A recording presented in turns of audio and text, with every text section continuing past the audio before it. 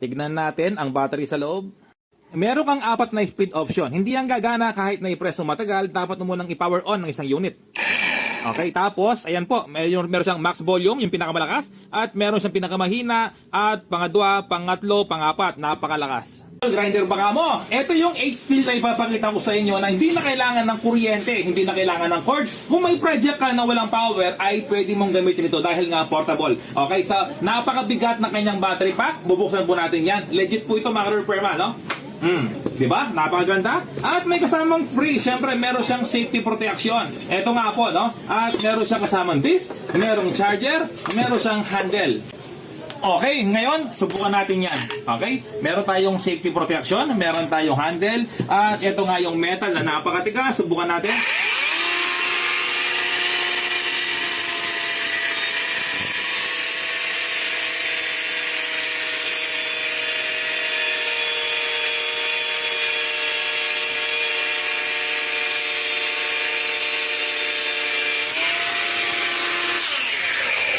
Okay, mga ka-repairman, ito po, napakatibay at napakaganda.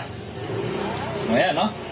Di ba mga ka-repairman? So, kapag mayroon kang project, hindi mo na kailangan ng kuryente. Ito lang, portable grinder, pwede kahit saan.